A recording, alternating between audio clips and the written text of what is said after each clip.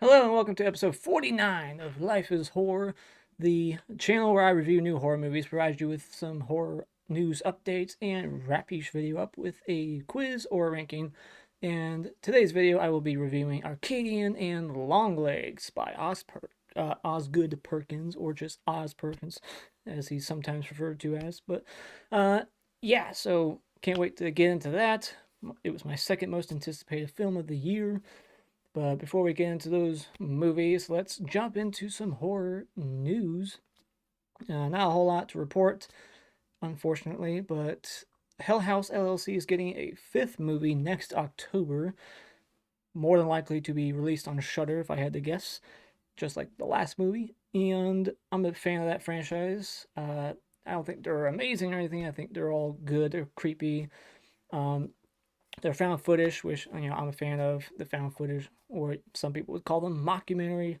Because I think this franchise is more documentary style rather than just found footage. But whatever, I like them, and I've reviewed all four of them, or did a ranking last year when the fourth one came out. So I'll leave a card to check that out if you want to hear my thoughts on them. But the next movie is going to be called not Hell House 5 or anything. It's going to be called Lineage. Last one was Origins, I believe. And this one's called Lineage. So look forward to that next year. And many other sequels. There's going to be a ton. I've talked about it before. Every episode, there's always at least one sequel or remake announced every week. It's crazy. Speaking of that, another one. A lot of you might not know about this, but they just announced it right before I got on here that I Spit on Your Grave is being remade again. Only this time it will be starring in the lead role. Haley Welch will be in it, and they're going to call it I Haktua on Your Grave. So that's coming out probably next year. You can look forward to that. Also, not really. So yeah, I only had one thing to say, one piece of news, so I felt like I had to make up another one. So yeah, that was bullshit. But Hell House 5, that is coming next year. So let's get into the movie reviews. If I can find one.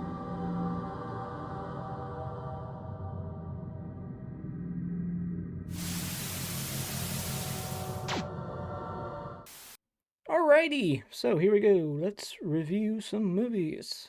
First up, Longlegs or Arcadian? Which one? Let's talk about Longlegs. Alright, so written and directed by Osgood Perkins.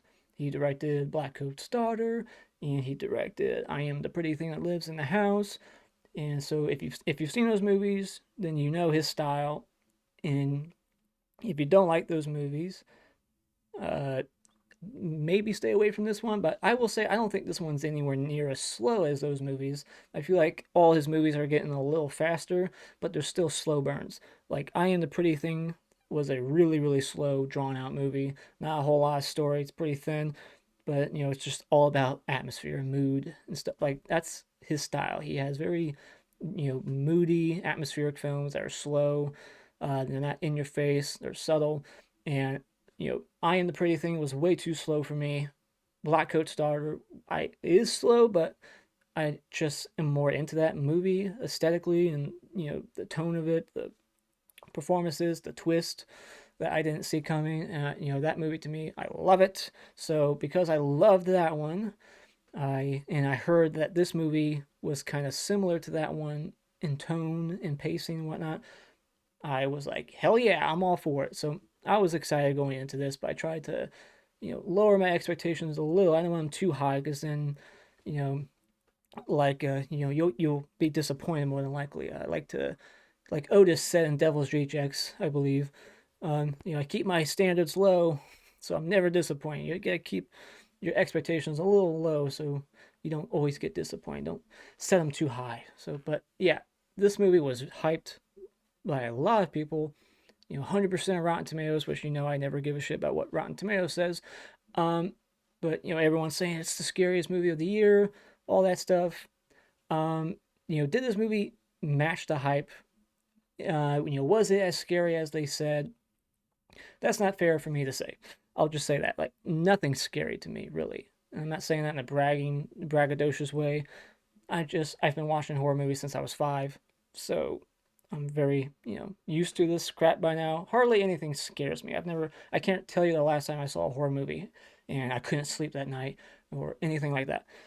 But this movie, I will say, is creepy. It is very creepy in moments, especially when Nicolas Cage is around. But even when he's not around, the way it's shot, the way it's framed, the cinematography, there's a sense of dread and impending doom almost from the beginning to end. You feel like something's around each corner, and it's because of the way it's shot. It's masterfully shot. I will say that that was my favorite part of this movie, was just the look of it, the framing, composition, the way he would leave all this empty space in the frame with the character far, away, and or just left of frame, but you had all this space over here and shadows, and so like throughout the whole movie, I just kept like not even focusing on the characters. I was just looking around them, just studying the rooms, looking into the shadowy corners. Like, is something gonna pop out of there? Sometimes there would be like a door frame, just an empty door frame,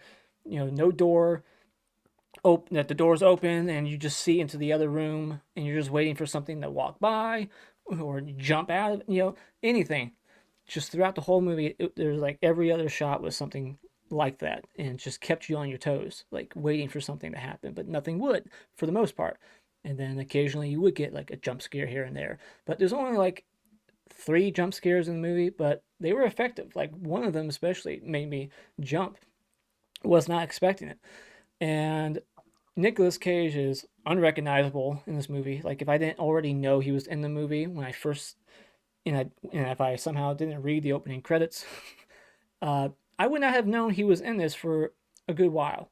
Even after his first, second scene, I probably still would have been, not. I wouldn't have been able to, be like, that's Nicolas Cage. Like, there's one scene in a car later on where I think I probably would have pieced it together because his voice kind of starts to sound like Nicolas Cage, but his voice that you hear in a trailer, it's kind of like womanly. He's got that kind of high pitched voice in the trailer that you hear. That's unrecognizable. Like, it doesn't sound like Nick Cage. He doesn't really look like Nick Cage in this movie. He's very unrecognizable and very unsettling. He's very just creepy. Gets under your skin. So all that I think matches, the hype for his character in this movie, I think is accurate. How scary it is, that's subjective. It might be scary to you. I didn't think this movie was really scary. It was just kind of creepy at times. Um, and uh, yeah, the opening scene I really loved, and it's just the way that was shot too. Like I could just go on and on about certain shots and stuff. Like I loved it, and it's not linear. The storyline kind of jumps back and forth from like the 70s and 90s. It's never set today. It's 90s when you're focused on Micah Moreau's character, and then sometimes it jumps back to her childhood and in the 70s, and it kind of has a 70s feel too, and that's probably on purpose because of that, because they know it's set in the 70s. I think Oz decided to consciously made the decision to let's mirror that decade's style, some camera zooms here and there, especially when you were in those scenes that were set in the 70s, and I really dug that. The violence of the movie is subtle. Oz has never been someone who's like say Damien Leone, who's done the Terrifier franchise. It's not that at all with Oz. It's always more subtle. Maybe you just hear someone getting stabbed, and with Blackcoat's daughter, some people get beheaded in that movie, but you don't see it. Um, and that's how I would describe the violence in this movie. It's like Blackcoat's daughter. It's not gory. It's not in your face, but it does have some violence in it for sure. And and Micah Monroe's character, some people I think she might be mixed for some. Like she gives a off-putting like weird performance, but it's just her character. Like she's kind of like deadpan, like the way she spoke. And you kind of get that sense from the trailer too. If you, especially one of them when she's like talking to the girl in the bedroom, like she just kind of seems lifeless. Like she's just seen so much crazy shit in her life that she's just desensitized and like nothing phases her anymore. That's just kind of like how she talks, like just nothing there. But then when she has to act scared and starts like almost hyperventilating, when she's really panicked. She's a great actress. She did a tremendous job in this movie, but she does have those moments where she just kind of seems robotic. But I just think that's the character, and I thought she did a pretty good job. But Nick Cage was the standout to me. And dolls, yeah, those are in the trailer too. Dolls are always effective, uh, always creepy, horrific imagery, and it works here for me too. I'm a huge Chucky fan, and you see some creepy ass dolls in this movie. Um, I don't want to say too much. I don't want to spoil anything. I don't want to even say like where it kind of goes in the third act. It changes a little bit the direction in an unexpected way, unless you read some other asshole's review that said where it goes. You gotta be careful what you read sometimes. I would not. I knew that it was going to go in a certain kind of direction towards the end because of a review, so that was spoiled. So I'm not even gonna say what that was, but it does, shifts gears a little bit, changes direction, but it doesn't change the tone. It's still very creepy, atmospheric throughout. And my only nitpick, and it's just a small thing, there's a exposition dump scene towards the end, like some, there's a lot of information in one scene. If you've seen the movie, you know exactly what I'm referring to right now, where things are all getting explained. And I just felt like, but I could be wrong, I don't know, but it just felt unnecessary to me. I feel like you could have pieced it together enough without all that being said in that one moment. So that's really my only gripe. Outside of that, I love the movie, pacing, the mood, style, cinematography, all that stuff. Um, just it's my kind of movie, really. Um, I loved Black Coat Stars, so I was expecting to love this movie, and it did not disappoint. This is up there for me, one of the best movies of the year, without a doubt. So top three for sure, possibly my number one. Won't spoil that yet.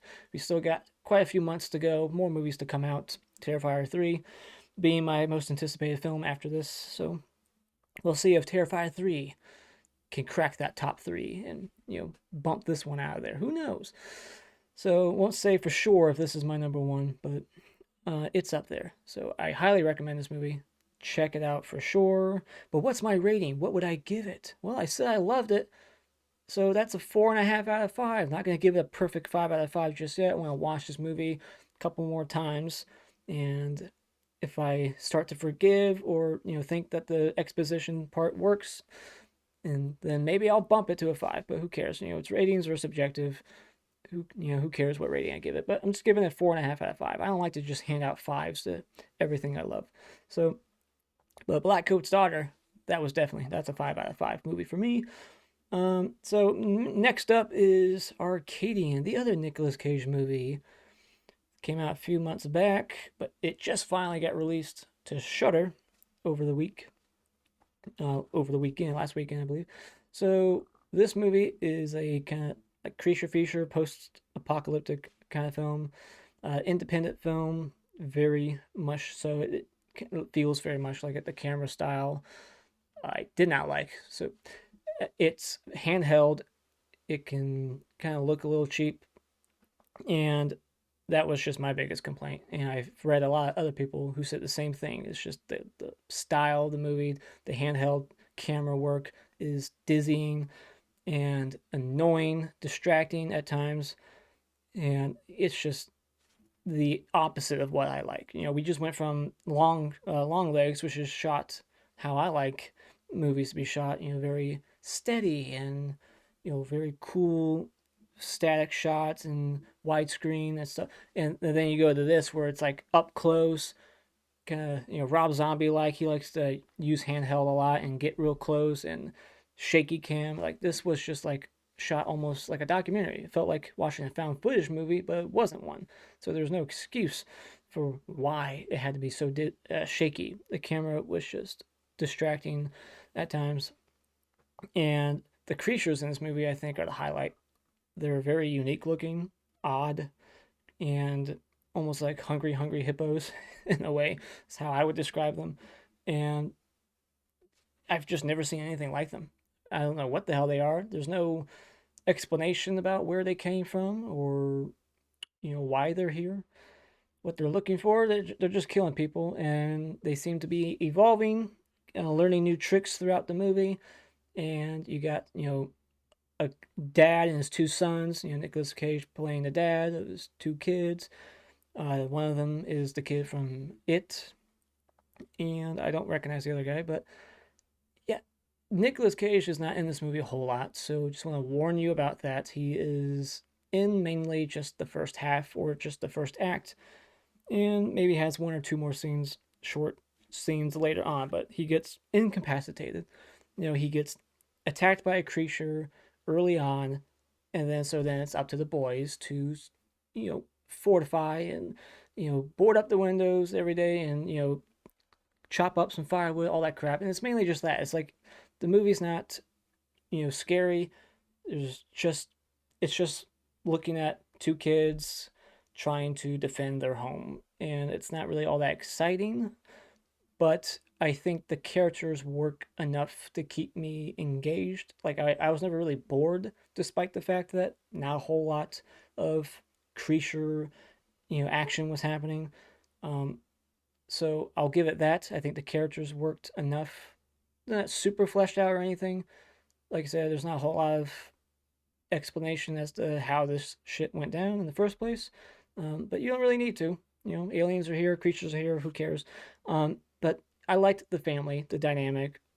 The boys are like typical boys, bickering, fighting with each other. There's a lot of that. Their haircuts are really shitty because they can't go to a barber anymore. It's like the end of the world. So they're cutting their own hair and it looks like shit. So that's kind of realistic. But not everybody's hair is like that. So I thought that was kind of weird. So it's like whoever's cutting, Nicolas Cage's hair seems to be doing a much better job in that family. How come their hair looks like crap, but Nick, his hair seems fine. Um, but whatever. And so yeah, so the characters, the performances, and the creature design are the three things that I took away from it that were good. And the fact that it wasn't really boring, but like I said, just don't expect a whole lot of Nicolas Cage in this movie. Don't expect a whole lot of violence and creatures attacking. There's just a scene here and there.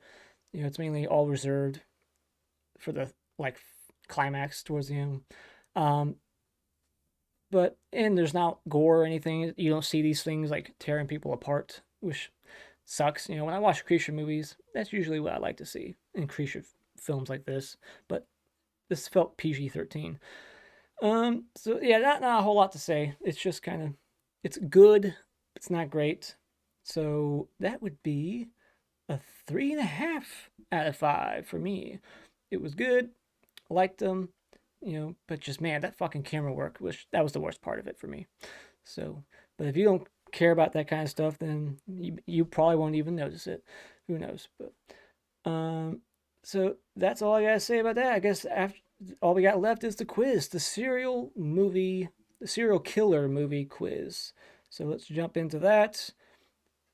Serial killer movie quiz. Here we go. So, question number 1 is who starred as the title character in Henry, Portrait of a Serial Killer? Question 2.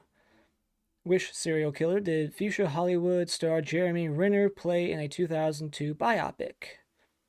Question 3. In which serial killer movie starring Max Records is the character John Wayne Cleaver not a serial killer?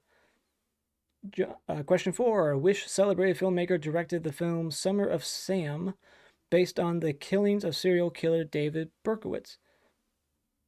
Question 5. Which type of musician from the symphonic orchestra has Hannibal Lecter killed at the beginning of Red Dragon? And question 6. Which two famous serial killers appeared in a Versus movie in 2010? Question 7.